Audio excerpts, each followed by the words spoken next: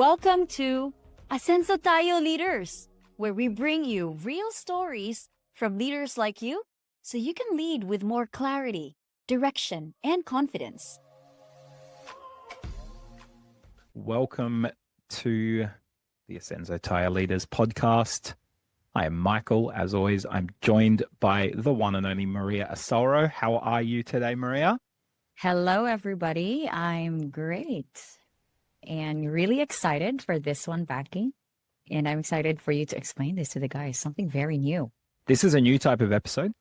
Mm-hmm. If you're listening to this, it is the first of this style of episode that Maria and I have embarked on. So bear with us as we try this and see how it goes. One of the things that's most important to us in the podcast is not just attacking leadership from a theoretical or a textbook perspective, but from a real world, what actually happens on the ground. And something that both of us have experienced in our career is the more that we've opened up and shared our journey, warts and all, the highs, the lows, the ups and downs, it actually gives the people around us permission to feel okay with what they're struggling with, but also to be more open to us. And it's hard to expect our teams to be open if we're not being open ourselves. So I think most leaders at the start of their journey are on this, I've got to be perfect, I've got to be bulletproof and look faultless. And then as you get more experienced, you realize that vulnerability is a superpower in many respects. So Maria and I really wanted to have a type of episode, and we decided to call it Fail Forward, which was like, you know what? We've made a lot of mistakes in our career. Could write a book on them, probably. And that's just part of the journey. It's just the way it is that you often see the highlights package, but you don't see the raw footage. And so we wanted to have a type of episode where we shared screw-ups, mistakes, inverted commas, failures, even though I kind of don't like the idea of a failure because I think they're just lessons in disguise.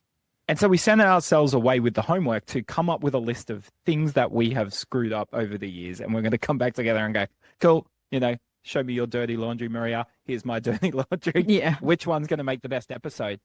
And I don't know, I'd be interested in you adding your take on this, Maria, but it just didn't really feel right to us, did it? Yeah, it was kind of like, oh my gosh, like there's so many things that I've quote unquote failed, and so many things that I'm so confused on how I could relay it out in the open and things like that. And it just did not feel like, though we're so ready to talk about our experience, don't get us wrong, like we're so ready to lay it all out. But then it just felt there was a missing piece to what we want to do. Yeah, I completely agree. And I think part of it for me is the idea of failure implies that you've got something wrong and then you've stopped and you've never tried anything again. But if you learn from that and improve and get better and try something again and you get better, well, there is no such thing as failure. So I think just the concept doesn't really necessarily sit with our view of the world. But also, and this is a word, and if you're listening to this episode, big shout out to Cami Anchano, a wonderful team member at 5 Elk, introduced me to the word colleague. And it's actually a word, is that a Tagalog or a Cebuano word, Maria? Tagalog, cool. Why don't you explain what colleague is? Because I think I adore this word because we don't have a word in English that describes this.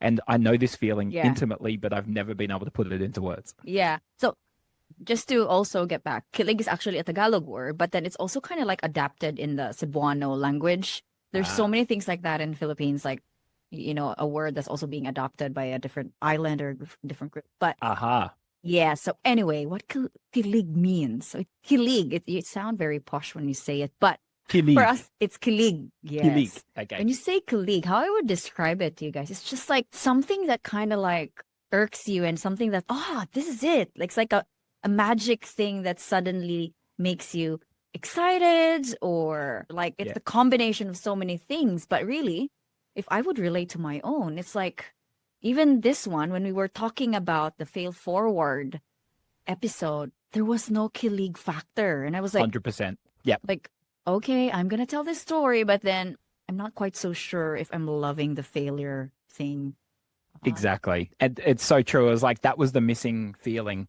I don't know if you agree with this, Maria, but the way Cami described colleague to me is it's the feeling when a baby is so cute, you want to ease it.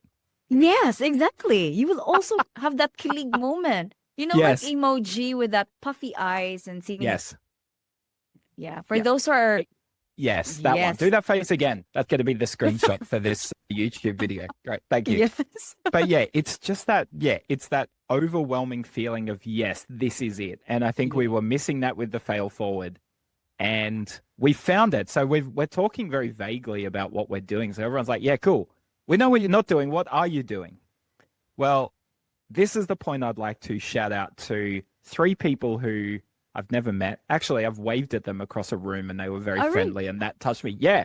Yeah. Oh, okay. Yeah. So Hugh Van Cuylenberg, Josh Van Cuylenberg, and Ryan Shelton, who have a podcast that you and I listen to a lot called The Imperfects, which in many ways is, I'd say, the Venn diagram of people who'd listen to our podcast and listen to that there's a nice crossover because it's really about celebrating our imperfections and sharing them to make people feel more normal. Ultimately, that's what their podcast is all about. And they have been mentors of mine without even realizing it because I just love the way they see the world. I love the way they balance the head and the heart. I think they defy a lot of typical, inverted commas, masculine perspectives of men don't have emotions and don't show feelings and it's weak. Not a view of the world I subscribe to, but I've listened to their podcast for many years and they have a bunch of different types of episodes, but one of them is called The Vulnerability House. And in this type of episode, they have a deck of cards. For anyone with kids out there, they actually had a deck of Bluey cards. Bluey, very popular Australian kids show. And on the back of each card was a question that invited someone to dig deep, to answer something that's probably beyond the realm of normal conversation, but open up and share in a vulnerable way. As a conversation started to have an interesting conversation that perhaps we don't normally have. I was very taken by the idea, really quite moved by some of the conversations that I heard on the Vulnerability House, to the point where in my previous life in Human to Human as a business coach, I'd often get wheeled into team retreats to organize activities to bring the team together. And I actually trialed this where I came up with my own set of questions and people jumped into pairs and would have a two-way conversation across the deck of cards.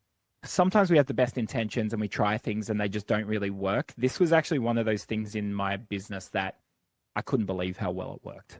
Happy tears, just the sense of unity and connection that it created. You could actually feel it in the room. And I would say that some of the most powerful experiences I've been able to create as a coach have come from this game. So firstly, to the Imperfect podcast hosts, huge thank you for doing what you do and bringing it to the world and the inspiration that you've given me in so many parts of life. But I was listening to an episode over the weekend and it all just kind of clicked for me and I went, hold on, what if we were to create our own version of that has questions that are more geared towards leadership, but leadership from a place of how does it actually feel, and having some of those leadership conversations that you and I wouldn't normally have if we're jumping on Teams at 10 a.m. on a Monday and talking about a project we're working on. And when I explained the idea to you, I think it'd be fair to say you had the key league, I had the key league. It was like, yes, this is exactly what we should be doing. So I suppose we're still very open to talking about when things didn't go right and struggles and inverted commas, things that may be described as failure, but in a more interesting way where sometimes we'll be asking questions that invoke a really positive story. Sometimes they'll invoke a tough story, but we're kind of getting to that same place of vulnerability, but I think in less of a one-dimensional way and with different reflections on it. And in a way that I think is just more interesting and exciting and feels a bit more like an adventure. But we actually had this idea 2 days ago. We haven't had the chance to create the cards yet. Yes. But our improvised version of that is we send each other a task to come up with 3 surprise questions that we're going to spring on each other. And that's the thing with the game. You're not forcing someone to ask a question. You're giving them some options and inviting them to choose one. And that's what we'll be doing. But we haven't prepared these answers. We haven't memorized the questions. We don't really know what each other are going to ask and what we're going to answer. And so we are literally about to make this up as we go. Yeah. But we haven't even told everyone the name. So why don't you make the big announcement? What is this game / deck of cards / episode type called? Yes. So with all that inspiration, we came up of, we're calling this episode Deck of Cards. Sorry, Deck of Hearts. I was focusing on the vulnerability cards. Deck of Hearts, guys. I love And that. oh my I God. love how underwhelmed everyone would have been when they heard deck of cards. They're like, that's the best you could come up with. It's just Yeah, deck of like cards. that's just, oh my gosh, another failure. I'm just kidding. So it's a deck of heart. And I tell you what, we have that colleague factor with a word of heart because we feel like this is where we will be in an open heart surgery and let it all out, basing from whatever question we'll throw at each other. So it would be very interesting because we do not know what these questions would be, but we're just gonna roll with it, guys. Be really honest with you, we brainstormed the name for this 5 minutes before we hit record. That's why the cards are still in my mind. That's right, exactly. Yeah. Funny. But we love the word heart because of a range of things. Firstly, the tie-in with cards, deck of cards, hearts, one of the Yes. suits. We also thought that it was really about reaching into our heart and sharing Yes. something that we don't normally share. But then I also think that these types of conversations, and probably more to the point, the experiences that we will be sharing from our careers through this series, in my mind, is the heart of what leadership is those joys, triumphs, struggles, inverted commas, fails. All of it is beautiful in its own way. It's all part of the rich tapestry. And ultimately, all of that kind of comes together to become your leadership journey. And that's the journey that anyone listening to this is on. So that's the reason for the word heart. We got the killing, didn't we, when we heard Yes. that word? Although I think I'm now going to start calling it deck of cards behind the scenes because that was so funny. We're never gonna delete this, guys. I loved it. Yeah, and I love the fact that we're not going to edit that out. No, That's- we're not gonna that's- edit that out. That's part of the That's what- journey. It's the rich tapestry, isn't it? Yes. Yes. Yeah. So Maria, there's Okay. a rule in Australia, ladies first. Okay. And same Not here. everyone follows it. But I've got my 3 questions. Are you ready to hear Okay. them and choose one? I'm ready. All right. Question 1. What's been the hardest conversation you've had to have as a leader? How did you approach it and what did you learn? That's question 1. Question 2. Have you ever felt too young or inexperienced to lead? And how did you change this feeling? Question 3. What's a part of your leadership journey that people don't usually see but has shaped you the most? So what's been the hardest conversation you've had to have as a leader? As you know, Becky, on the ground, I love to have a chat. That's why when COVID hit, I'm not really a fan of the online thing. I just could not really feel the colleague factor if I'm not face to face with a person, right? When I chat with them or even when we just talk about so many different things. So the reason why I'm starting with that is because a lot of the conversations I have with like internal team members or team members in general here at 5Up and even with my previous work experiences, I really take time to sit with them and really talk on a personal note and really have a chat. I can see the reaction and everything. And thus, with that being said, it usually opened the doors for people to also share more parts of their life, their families, their friends, even their heartbreaks, their love stories, and things like that. And somehow there's a danger to that as well as, and I'll be very open. There's a danger because you know so many things about that person already. And there was a time, and I will never forget this, and I think that is one of the most, I think it was also a pivotal part of who am I now as a leader as well that really helped as well. Because there was a time, there was somebody I have been dealing with a lot of things because, the person was having some performance issues. There's also a lot of things in the personal life that person already opened up because we catch up really very often with knowing all of those things that person has gone through. And later on, it led to, a conversation that unfortunately there was already a decision made. And by all means, I tell you, there was the proper process already in place. Everything, like I would say, everybody has given everything to help that person. I've looped in trainers as well, HR, and myself as being like the coach that time. But versus anybody, I was the only one who knew the nitty-gritty details of that person's life. And I tell you, the most delicate, very personal stuff. It was at that level. Now, came to a point I had to deliver the bad news because unfortunately, the business pulled out. Unfortunately, we were a very young company. We did not much have options. Unfortunately, we have all the paperworks in place. Unfortunately, things just did not work well. Okay. Yes, yeah, yes, a lot of it was factors from the personal life as well, which there are a lot of things that I realized I could not control no matter what I do. And tell you what, Becky, behind the scenes, I did so many things outside of work just to help that personal situation too, because I so badly wanted to make sure that she'd be able to get back on track. I knew it was really my responsibility. And I knew I wanted to have that conversation too. I did not want to back down from that kind of conversation I had. And in that moment, it was very emotional. In that moment, still on the other end, that person felt I did not do much. So emotions rush. She shouted. I kind of like got a bit, I got frustrated because done so many things above and beyond already, if I may say. And I'm not saying that with ego or with being boastful or anything, but just the reality, done so much. So shouted and stuff like that. The way I approached it initially, being somebody a bit, I'd say immature in that moment in time, I also raised my voice, unfortunately. So I was in that moment that, you're saying this, I've gone above and beyond and things like this. Like, it just was so much injustice for my end. To cut the long story short, it was done and dusted. I just had to deal with it. But then how I approached it, I did not sit well with that. And that still haunts me, Becky. But what I learned from it, I used that scenario to prepare myself whenever I know that I will be potentially in that same situation. Because of that situation, I've somehow gained this confidence that I still would love to connect. I'd love to know bits and pieces if the person on the other end will share the personal side of things, but now I know how to handle myself as well in a way that I will react that will not also be traumatizing for the other end that I'm speaking to. Yeah.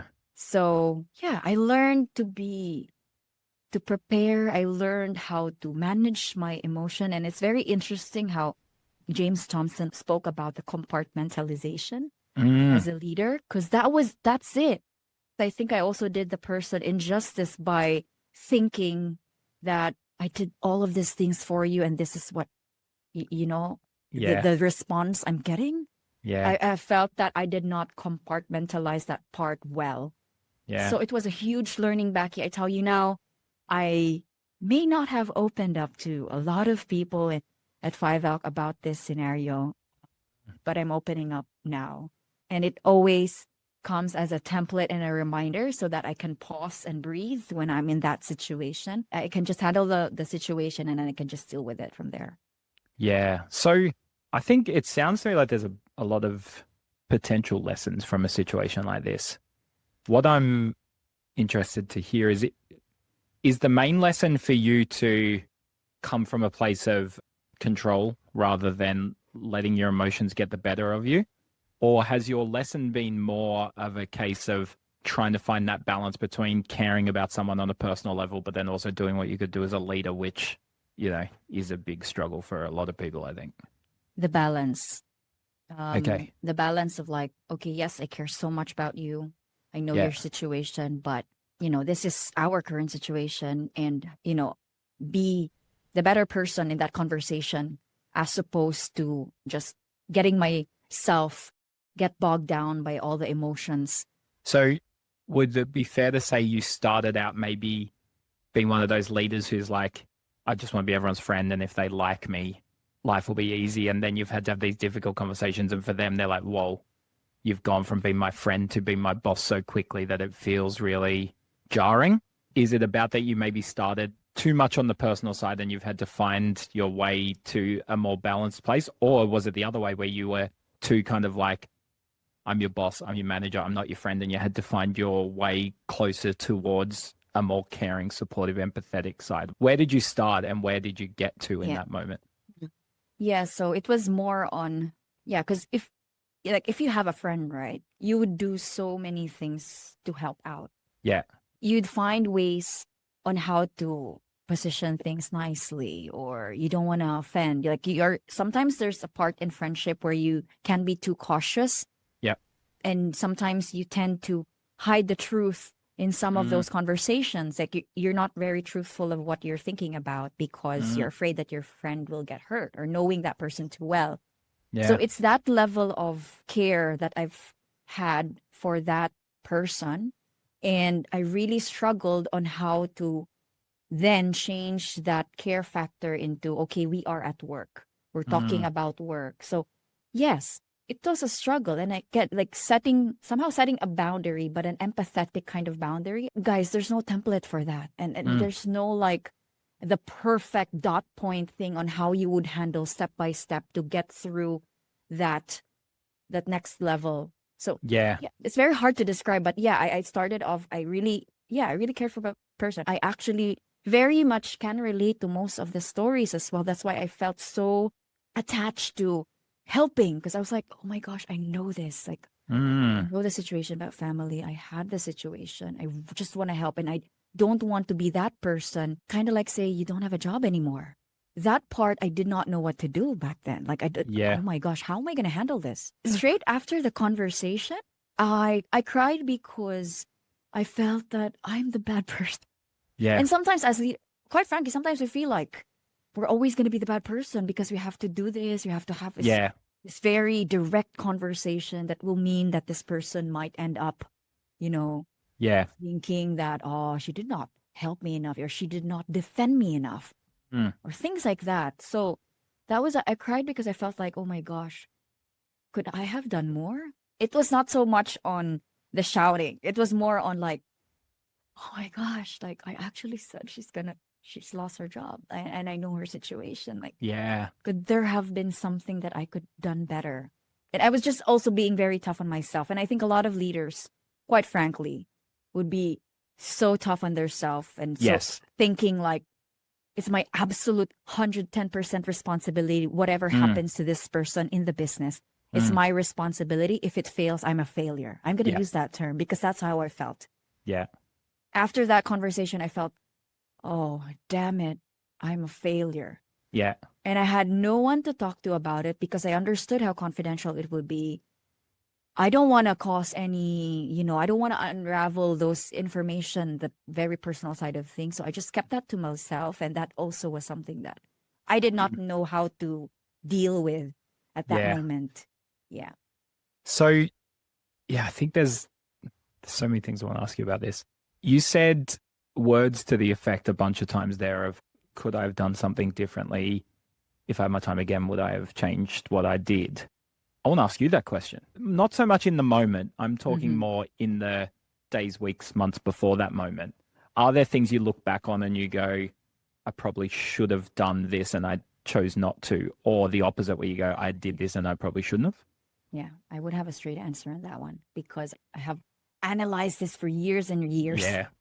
I, So, yes, what I should have done is from the initial phases of the conversations and quote unquote the coaching and the mentoring that I've done, I could have been more straightforward. Yes, care is very important. In fact, the mm, values of 5L, care is one of the five core values.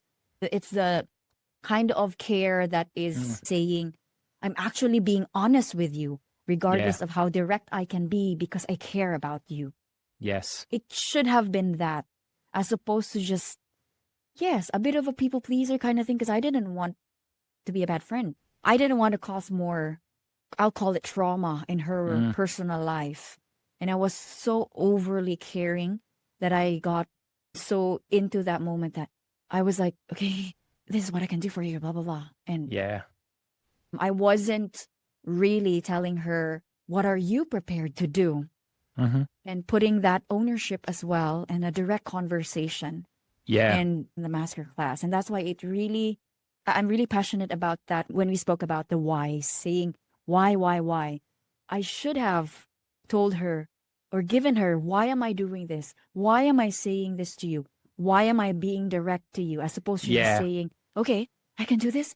Guess gonna be easy. Okay. Blah, blah, blah. So what did I learn? I learned so many stuff from that. And that's really affected a lot of who I am now and how I would manage things and how I would speak to a Yeah. person. And I'm going to say this out loud because many leaders might not say this out loud. Sometimes it might mean people will hate us. But if we say the whys enough for them to know where it was coming from, and if we say that in a direct manner, but then telling them it's really part of, I care for your reputation. I care for your relationship with your client. Yep. This is what I'm prepared to do, but this is what you also need to work on from your end. Yep. I think that should have been how it would be. And then sometimes if on the other end, that person will still hate us for that, at least hand in our hearts, I've already given everything. Like I've already, been very straightforward with the entire situation. I've done my best. I've done it with the most genuine approach that I can think of. That to me now is enough. But yeah, I still go back to that situation, Becky, and I always still go back to that. I may not share it as often as I would like to because also it's a very unfortunate situation and it brings back a lot of terrible memories from my end. Yes. And also that brings me to the part wherein, and I'm going to say this out loud, like I felt alone. I felt lonely. I felt there was nobody that I can talk to about it because I felt like it was my mistake. It was all on me. And if I talk about it, people will just say, oh, she's useless. Or I just felt lonely because I don't feel I should talk to I think nobody can relate. Yes. I was thinking, I'm sorry, Danielle, but I didn't even talk to Danielle about this. Because I was like, oh, if I tell her, she's going to say, oh, she's useless in her role. I was like, okay, I'm just going to hide it. Would this be the first time Danielle knows this story? If she's listening? I think she knows about the part where kind of like we were screaming at each other because that moment in time, she was still in Australia. Yeah. She would look into CCTV from time to time. And one time she called me out of the blue and she said, Maria, you're like a Wonder Woman. She even posted something like that in social media about my face as a bubblehead. And then I was a Wonder Woman Gal Gadot outfit. Yeah. But I did not open up to her about my thoughts. So she knew about the external experience, but she didn't know about your internal experience of that. I'm sure a lot of the leaders would also relate because those are the things that you would never want to talk about to your manager, to your superior. And kind of like you'll think, she's going to know that I struggled. She's going to know that I felt like a failure in that moment. Yeah. So, yeah, I just want to bring that out there because, guys, I did go through that a lot. Yeah. There's a few things I've picked up from your story. First one is, I believe if you'd shared that with Danielle, she would have gone, oh, yeah, that happened to me. I had a similar experience. Here's what I've learned. And potentially this recurring trauma where you keep revisiting this and feeling bad about it may not have played out, or you're still thinking about it and you're still feeling bad, but it takes the edge off it a little bit where you don't, lose sleep over it, or it doesn't make you feel sick when you think about it. So that's an interesting thing for you to consider, is like keeping that to yourself just made it more painful and prolonged than it needed to be. I also think that what I'm really impressed about with you is that I see a lot of people have a painful experience like that. And it's so painful that they block it out and they don't think about it. And anytime it comes into their head, they don't reflect on it objectively. The pain of it emotionally is so much that they like push it away. Selective amnesia. Yeah, exactly. Yeah, that's right. Yeah, or repressed trauma, Yeah. And that means you don't get the lessons from it. So there'll be people listening to this podcast with any one of a number of different faiths, and it doesn't actually matter what your faith is. I just think that we feel emotions for a reason, and they're almost signals to get our attention in some way. And I think too often we push the emotion down and don't let it get our attention. If you want to look at it optimistically, it's trying to get our attention because it's got something to teach us or a message to send to us. So like, it's hard to listen to that, and it's hard to feel those feels and to actually just let that emotion happen. But kudos to you for that, because that's why it sounds like you've learned a lot and become a better leader as a result of that. Yeah. Yeah. I could have just said, oh, or say, oh, it's her fault. She did not adjust to how I want things to be. I Yeah. could have done Yeah. that. But thank you for appreciating it. But I just really felt it was on me. I just Mm. really felt it was on my shoulders. And I knew that I was still in that role. And there's no way around it if I do not use that as like the ladder to the next phase. Yes. If I did not use that opportunity, I know I will have to encounter the same ordeal, Yes. and it will just be that revolving trauma that I will never get out of. So that was Yes. the only way for me. That was for me a door Mm. that I said, okay, I'm just gonna use that. I think I'm Mm. gonna keep revisiting that even Mm. until now. Yeah. And when I speak to coaches, shout out to coaches out there. When I speak to coaches, but if I put that in my mind before I talk to them, and they say that they're struggling with that, it also gives me more confidence on 100%. how I coach them because Yep. I came from that terrible Yeah. situation. It's not as Exactly. if I'm saying, "Oh, I understand you," and then I don't really do, or Yeah. it's like just saying, "Oh, I empathize with you," but then I Yeah. haven't really had a terrible experience, and I'm just listening and it's coming out in the other Yeah. ear kind of thing. I think that's another really interesting point is, do you think the goal of telling someone that they are no longer required at the company is ever going to be easy?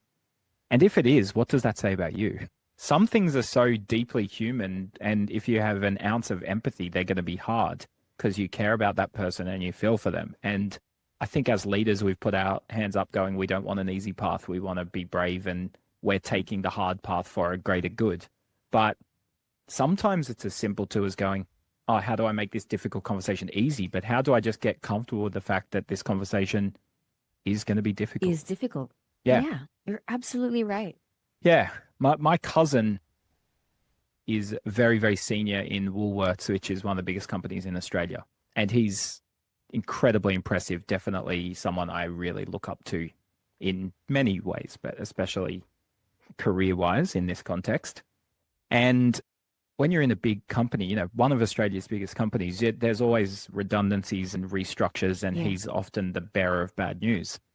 And most of the time, after he's gone through a day where he's had to have 3 or 4 of those conversations, he calls me and it's to debrief and to get it off his chest. And you can just tell that it's been really hard for him and he needs to just kind of get it all out and feel yeah. better.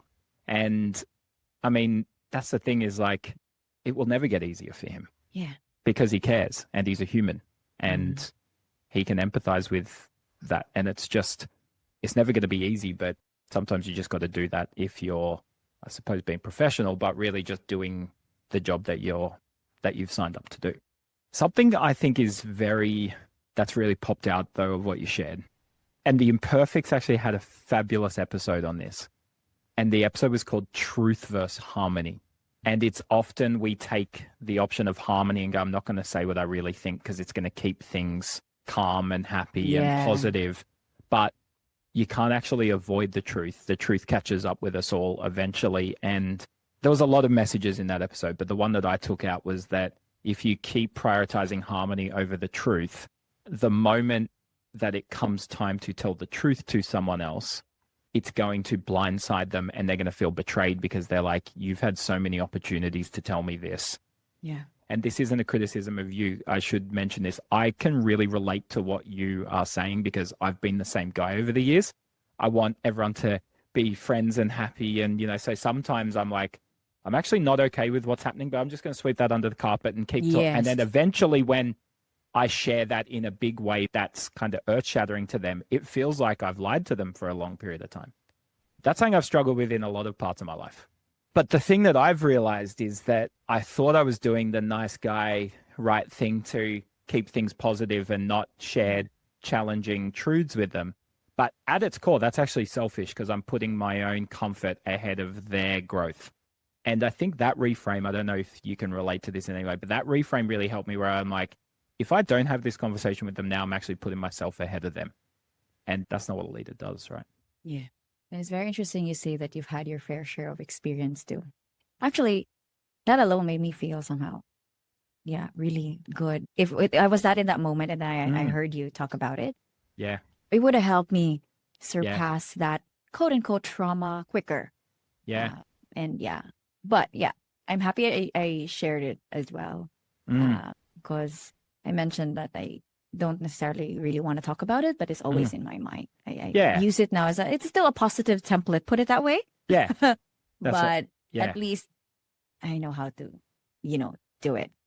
Yes. Yeah. And it sounds to me like one of the gifts that you've taken from that is if you're in that same situation now where you know someone's backstory, you know their trauma, and you've related to them on some level where you care about them in a personal way and are supportive of what's happening outside of the office. But then if that same person is also not doing their job and not meeting the right standards, it sounds to me like if you had that situation now, you would probably lean more into those smaller conversations along the way to help them avoid the situation where the client pulls out and you have to let them go. I still try keep in touch with people if they share something very personal. It's not that I block it off or something. I still love that. Like I still love that bit. It's just how then I would approach the person in the situation, the right mindset in that moment if I am now that situation. Yeah. And if there's a couple of things they're doing wrong that are small and you want to have a conversation with them and reframe them and help them see these things and support them to being better, if they get angry at you or fly off the handle in those small conversations, you can't help them, right? But so many times people appreciate that. And the right type of people who have a good growth mindset and want to be better, they love when people give them that feedback. Even though it's not always easy to take, they see the spirit in which it's intended and go, actually, Maria has done this not for her, but for me. She wants to help. But yeah, you may as well take the chance on those little moments where you can help someone, because when you have to let someone go, it's too late. Like it's by that point, there's nothing you can do to help them. But you may as well give them a chance to like those smaller conversations along the way, because there's a lot more upside than downside, right? Yes. Yeah. And also on another side of that, Becky, is even in client conversations, because of this experience, it actually is still, applicable, because I would go in a conversation and also give them the details that they need to know, as opposed to just saying, oh, you're a client, I need to please you every single time. Yeah. And sometimes that's also one of the things in a typical Filipino culture. And I'm going to insert this as well, because when you talk about clients, I think Charm also touched on this a little bit. Like you guys, Becky, if you walk around the floor, you're this high level kind of person. Clients, we need to please them all the time, blah, blah, blah. But on a flip side, though it was with a team member, but it's still very much applicable on how I approach things with clients too. I go with that template and I'm not unafraid. But as opposed to me just saying, oh, I can do everything for you. And we'll stress the entire 5L team, because I would say, I can do everything for you. No, I would rather give out the truth. Because of that, I learn how to accept that. And that's it. And it would be the same with anyone in your team at 5Elk, that if you can't have a small caring conversation where you're saying, look, I've actually got your back here and I just want to point this out, that this isn't working and you really do need to fix that. And it's coming from a place of care and wanting to help them, and not harmony, but truth. If someone can't have that small conversation, they don't have a future at 5Elk. There's no question. But I think, and it's interesting we're talking about this because I'm about to do a LinkedIn post on this, but I think people would often be surprised how positive those conversations can be, because people can feel your intent of, I'm here to help and I want to help, and this is me helping you in this moment. Yeah. Thanks for sharing. Yes, of course. That's it for part 1 of the Deck of Hearts.